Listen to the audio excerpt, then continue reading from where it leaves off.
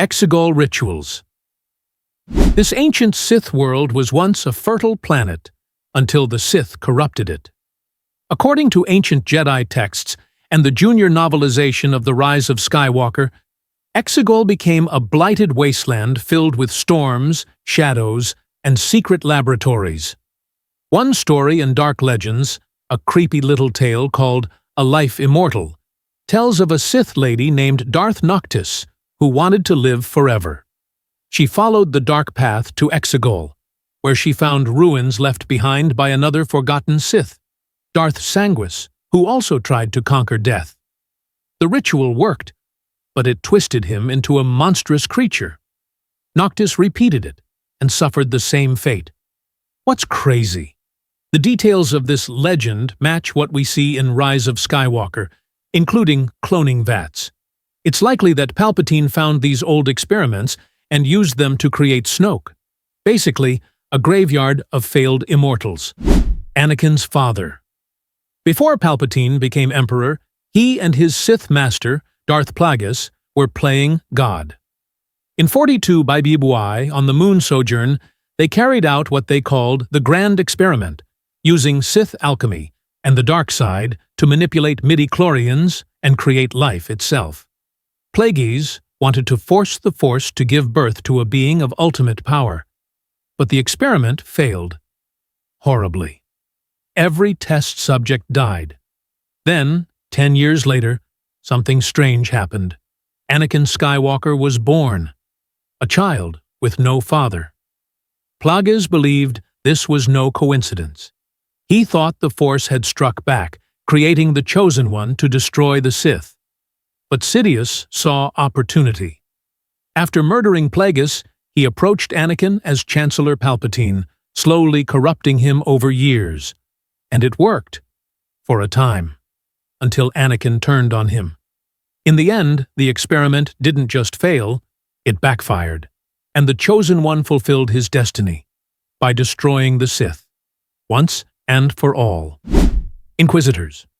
After Order 66, the Jedi weren't completely wiped out, so the Empire created something terrifying to finish the job: the Inquisitorius. These weren't Sith, but fallen Jedi twisted by the dark side.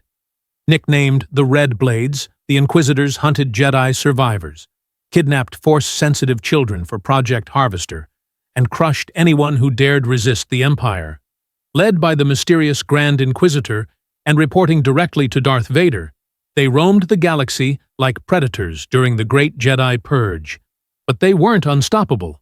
Groups like the Hidden Path smuggled Jedi to safety, Obi-Wan included. And then there were the Spectres, a rebel crew with Jedi like Kanan Jarrus and Ezra Bridger who fought back hard. The Inquisitors even crossed blades with Ahsoka Tano and Maul. By the time the Galactic Civil War began, the Empire claimed the Jedi were extinct, and the Inquisitors vanished without a trace. But legends like theirs don't disappear so easily. Siege of Mandalore. The Siege of Mandalore was the final battle of the Clone Wars, and one of the most intense conflicts in Star Wars history. It began when Ahsoka Tano, no longer a Jedi, teamed up with Bo-Katan Kryze to liberate Mandalore from Maul, who had taken control of the planet using crime syndicates and fear. With help from clone Captain Rex and the elite 501 Saint Legion, Ahsoka launched a full assault. The battle was brutal. Clone troopers versus Maul's loyal Mandalorians in the streets and skies of the capital. In a stunning duel deep beneath the city, Ahsoka defeated Maul and captured him. But victory didn't last. Just as the dust was settling, Order 66 was issued. The clones turned on Ahsoka. She barely escaped with her life, and the Siege of Mandalore, once a hopeful turning point, became the moment the galaxy fully fell into darkness. Jedi younglings, before becoming Padawans, Force-sensitive children trained as Jedi younglings. They were divided into clans of up to 20 members and taught in the Jedi Temple on Coruscant. One of their rites of passage was called the Gathering, where they traveled to the planet Ilum to harvest kyber crystals for their lightsabers. During Order 66, the Jedi Temple was attacked by clone troopers under the command of Darth Vader. formerly Anakin Skywalker. Inside the temple, Jedi younglings were present. Vader entered the training room where the younglings were hiding. He ignited his lightsaber. All the Jedi younglings in the temple were killed. This event took place in 19 BBY during the fall of the Galactic Republic. Zombie Stormtroopers. Between the Battle of Yavin and the Battle of Hoth, a viral outbreak known as the sickness infected Imperial Stormtroopers.